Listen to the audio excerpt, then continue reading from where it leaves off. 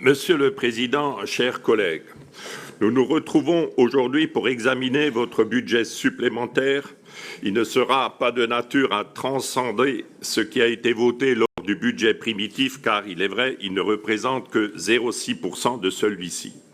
Mais cet acte n'est pas seulement un acte budgétaire, il est révélateur de vos priorités politiques. Alors certes, nous faisons face actuellement à un contexte budgétaire contraint qui vous incite à redimensionner certaines de vos politiques avec une prise en charge de la dette et une capacité de désendettement qui continue à se détériorer, contrairement à ce que dit tout à l'heure M. Sébéran et la majorité régionale. Nous tirons à nouveau la sonnette d'alarme car nous constatons aujourd'hui que les dépenses régionales augmentent à un rythme préoccupant comparé au dynamisme de nos recettes. Toutefois, si vous refusez de faire la chasse à la mauvaise dépense pour diminuer réellement les dépenses de fonctionnement de la région, vous n'hésitez pas à faire des coupes budgétaires dans des domaines qui auraient dû être sanctionnalisés. Et je parle notamment à la baisse de 12 millions d'euros des crédits de paiement alloués à la section jeunesse, emploi et formation professionnelle, en dépit d'une hausse des autorisations d'engagement. Avec un taux de chômage de 7,4%, la région Grand Est devrait faire de la formation professionnelle un levier pour l'insertion de nos jeunes et le développement de notre tissu économique régional. Venons-en enfin au sujet qui fâche, celui que vous appelez pompeusement les mobilités. Ce budget supplémentaire aurait dû permettre un renforcement des moyens alloués à nos TER qui sont devenus aujourd'hui la bête noire des usagers. Avec des billets de TER les plus chers de France, les voyageurs seraient en droit d'attendre un service public de qualité. Pourtant, il n'en est rien et ce constat est partagé unanimement par l'ensemble des associations d'usagers. Nous aurions pu évoquer ce sujet lors de la séance exceptionnelle dédiée aux mobilités, mais malheureusement, celle-ci est passée à la trappe, à croire que les enjeux des transports seraient secondaires alors qu'ils représentent un tiers du budget régional. Aussi, davantage de moyens auraient dû être alloués aux ferroviaires, soit pour le fret, soit pour le transport voyageur, en réorientant une partie des crédits inutilement alloués au plan vélo et au soutien aux énergies renouvelables. Par contre, des affectations de crédits aux différentes directions, dont celle du numérique et de la communication, sont d'une ampleur considérable, sans pour autant qu'il soit porté à notre connaissance le détail des projets financés.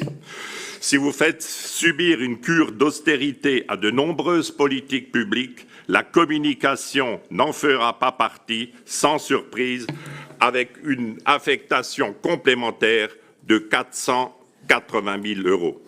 Nous déplorons également la dépendance croissante de notre collectivité des financements européens qui, avec plus de 16,8 millions de recettes supplémentaires en provenance de l'Union européenne, ces fonds sont d'ailleurs le juste retour de la contribution de la France excédentaire, je rappelle, à l'Union européenne.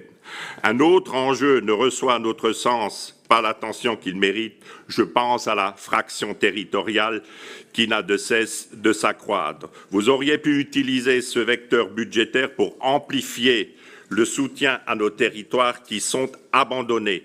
À juste titre, nos maires, nos concitoyens des communes rurales assistent impuissants à la multiplication des déserts médicaux, une raréfaction des services publics et un sentiment d'éloignement vis-à-vis des centres décisionnels de cette grande région.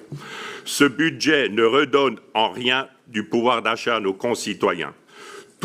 Toutefois, nous tenons à saluer de concert avec le Césaire l'amplification de votre soutien au bilinguisme avec l'ajout d'1 million d'euros de crédits de paiement. Vous le savez, le Rassemblement national, nous faisons de la défense de nos identités régionales une priorité en luttant contre cet ogre administratif et technocratique qu'est la région Grand Est, ainsi qu'en soutenant l'enseignement de nos dialectes.